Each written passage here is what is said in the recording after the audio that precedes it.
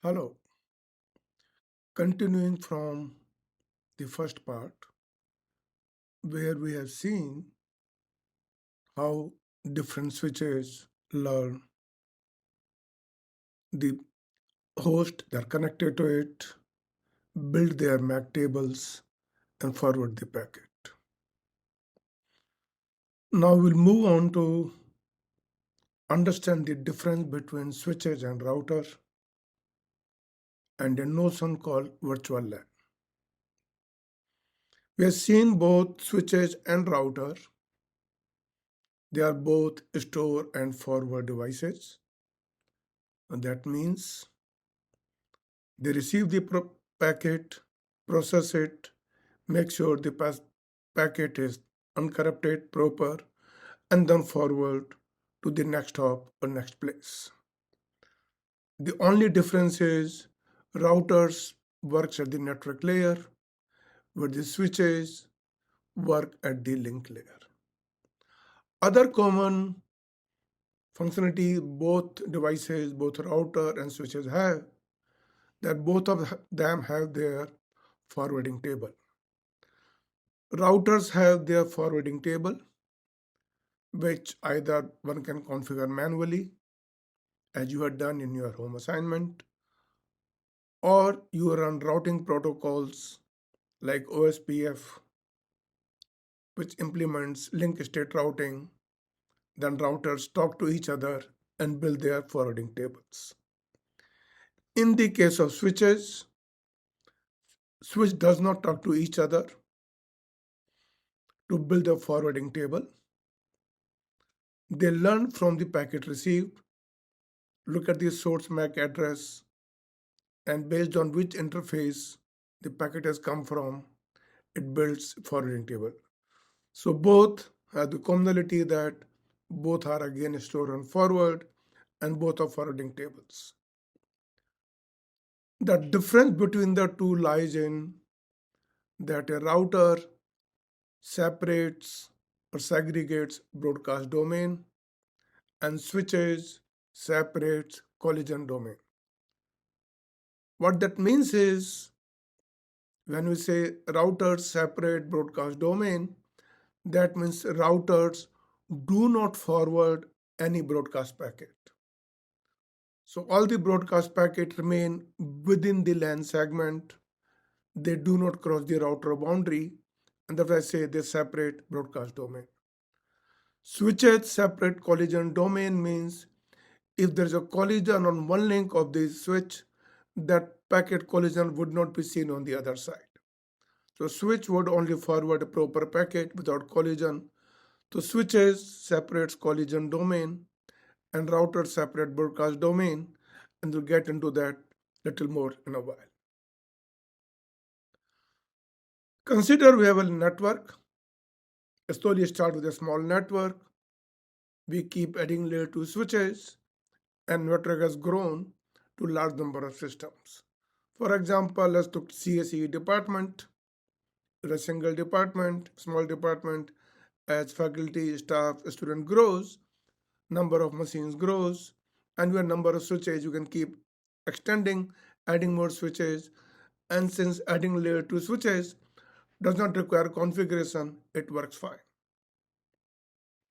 And to go to the internet, we need to have a router that connected.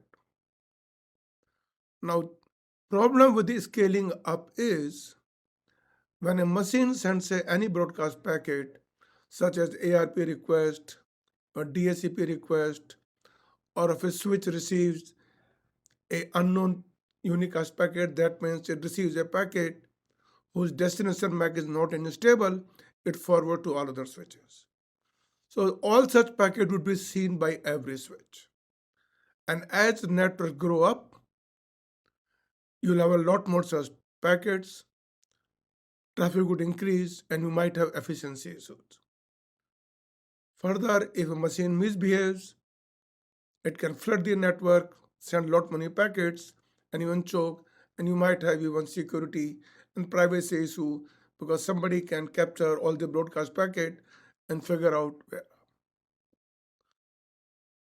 So ideally what we like is that for our CSE department, Normally, CS faculty would talk among other faculties, and there were a lot more packet exchange between systems of the department, and same is true for E department.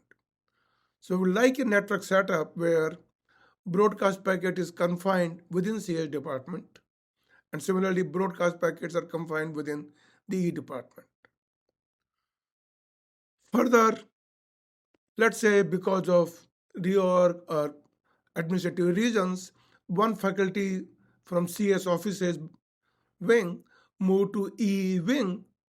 But what we really want is that even though physically the person is in the other wing, logically it still belongs to CS department, and that means it should see all the broadcast traffic and not the E system.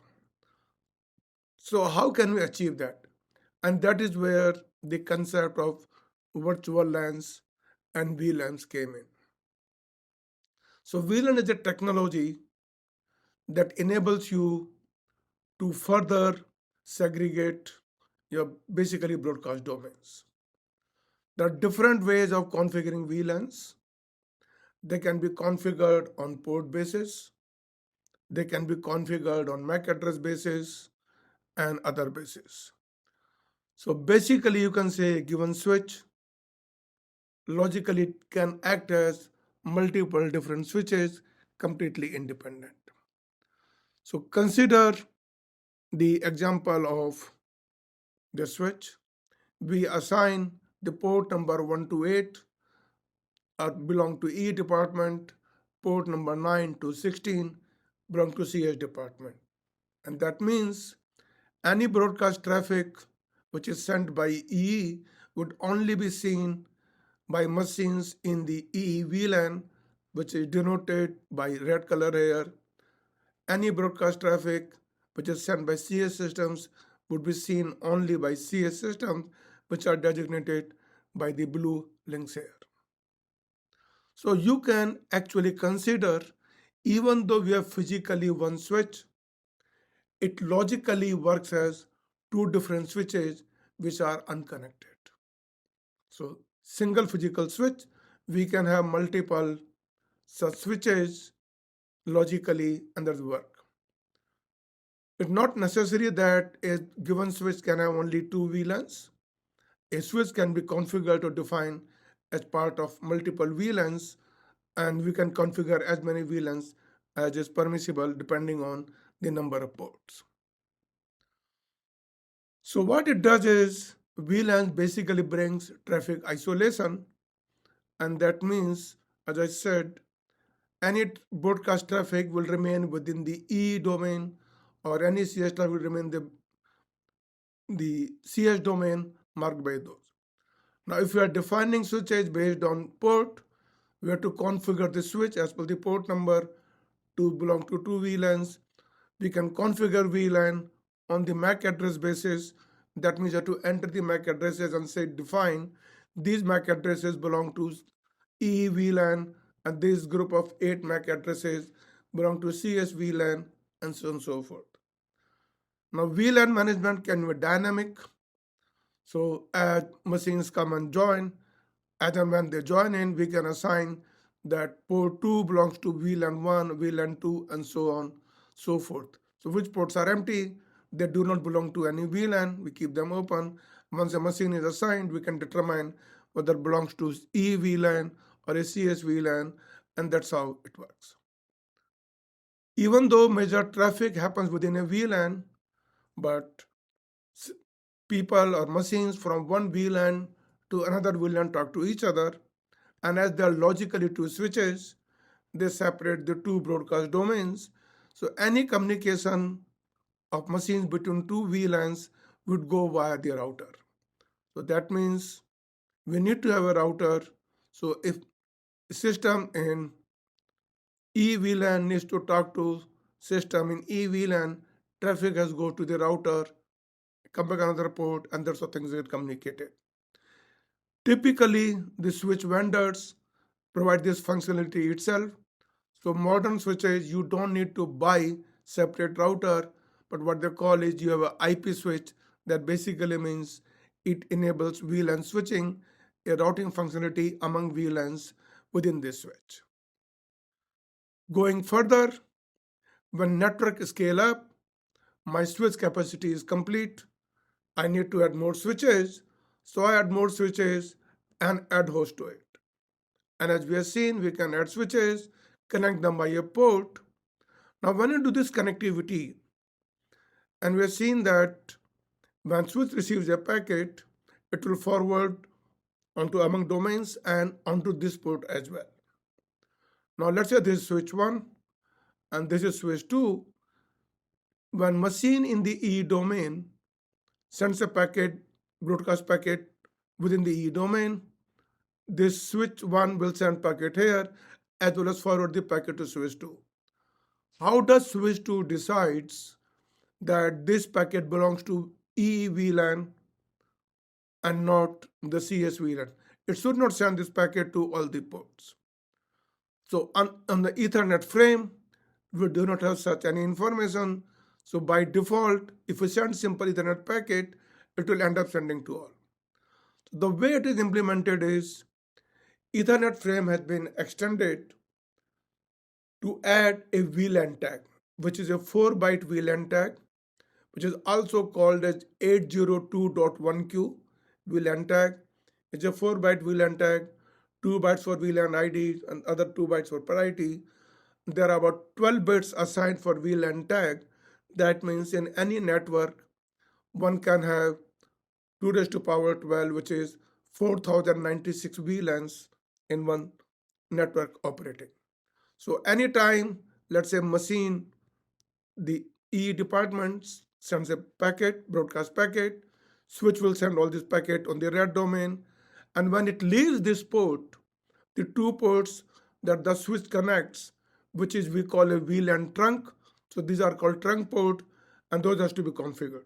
So when VLAN enabled switches are connected, those ports are connected called trunk ports and designated. That means any traffic that leaves the trunk port, a switch will add the VLAN tag. So assuming we have VLAN 1 for EE and VLAN 2 for CS. So when system on E sends a packet, all machines will receive like Ethernet packet. And when switch 1 sends the packet out, it will add the VLAN tag 1 and it will come to switch 2. When switch 2 receives this packet, it knows there's a VLAN tag 1. That means it is a E VLAN. So before it sends the same packet to other machines within the E machines, it will remove the VLAN tag and sends the packet to the machines in the E VLAN. So as far as hosts are concerned, neither host in the E nor host in CS have to worry about VLAN tags. They can work as it is without any changes. Is only at the switch level that you define and add VLAN tags. So when a packet leaves a switch on the trunk port, VLAN tag is added, and when a packet is received, Ethernet frame is received on a trunk port, VLAN tag will be removed and sent to appropriate machines within the same VLAN. So CS packet will only be delivered to CS, because when CS packet leaves this switch 1, it will add VLAN tag 2, whereas when E packet is leave this switch 1, it would add VLAN tag 1. So looking at the VLAN tag, switch 2 can determine whether it is VLAN tag 1 or VLAN tag 2 and appropriately remove the tag before forwarding packet to machines in E and machines in CS. So in a nutshell, using VLAN, using same physical switch, we can actually create logical multiple LAN segments, and that's how we can confine the broadcast domain. And that's the way switch will work. So this basically defines how the switching works. Now, if you look at simple switches, like layer 2 switches, which you can buy, which cost about $20, Netgear or TP-Link or other, but $20 8-port switch, they're simple switches. And if you connect them, configure them in a loop, like in this case, S1 is connected to S4, S4 is connected to S3, as well as S2, and S2 is connected to S1 back. So you can see there is a loop there. If you have a layer 2 switches, which are unmanaged switches, which only do self-learning, then this kind of network connectivity can be problematic. Let's understand why this can be problematic. Consider that C needs to send a frame to H. C puts its source MAC address as C, destination MAC address as H, and the packet goes to switch S1.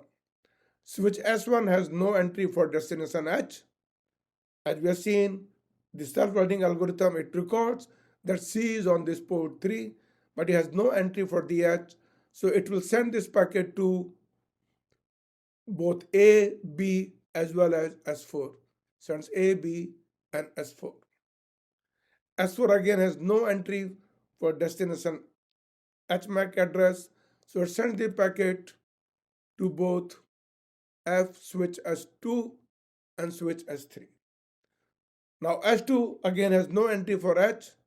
It will send the packet to D, E, and F and back to switch S1.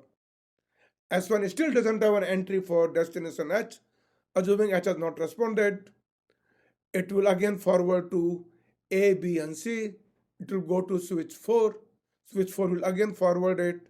And as you will see, because of this single extra looping, the packet H will keep on rotating forever and will never die in the network. So if you have a loop in a layer 2 network, which are simple self-learning switch, once you send a packet with unknown MAC address, which entry is not there, the packet will keep on rotating on the network, and that is what we call is flooding. Because packet never dies, there is nothing called TTL field, time to live, at Ethernet level, and they continue to flood. Let's consider further case where we have S2 also connected to S3. Now this becomes even worse. Why does it become worse? When S1 sends a packet to S4, S4 will receive it. It will send to both S2 and S4. So let's say first time C sends a packet to H, it comes to S1, S1 will give it to S2, and S1 will give to S4, and switch 1 will also give to switch 2. So one packet, 2 copies are generated, 1 copy goes to S4, 1 copy goes to S2. S2 will create 2 copies, we send it to S4, send it to S3, the packet received by S4 will again make 2 copies, send it to S2, and send it to S3. So this one packet, when S2 receives, it creates 2 packets. When S2 receives the same packet, it creates 2 packets. So in one round, one packet will get 4 packets. Next round, 4 would become 16. Next, they'll become 64. So in about k cycles, you'll actually see the number of packets that will generate during 4 to the power k. And sooner, within a few seconds, so many packets would be generated, the network would be choked, and network would become dead. So this phenomenon is called broadcast storm. A storm has come, network is choked. Now how do we deal with this? So typically, most of the layer 2 switches and corporates, they implement a protocol called spanning tree protocol. That switch talks to each other only to make sure that there is no loop. If switches find out that there is a loop, they disable the link such a way that there is no graph, it's only a spanning tree. That means you cannot run any cycles.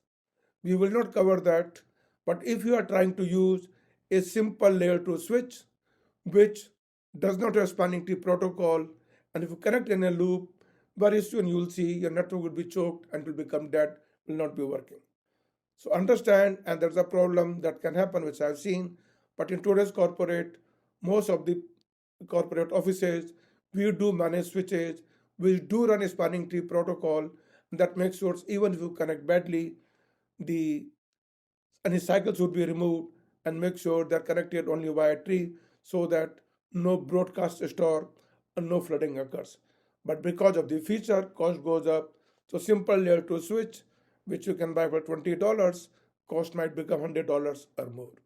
So this brings to the end of our lecture on Ethernet switching.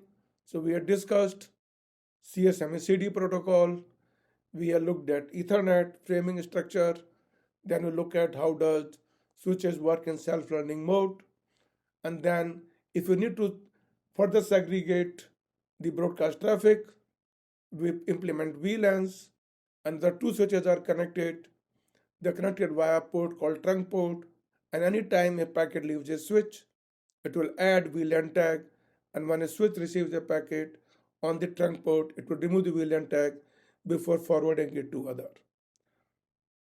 That brings to our end of layer 2, and next lecture we'll go to the next topic of basically Wi-Fi networking. Thank you.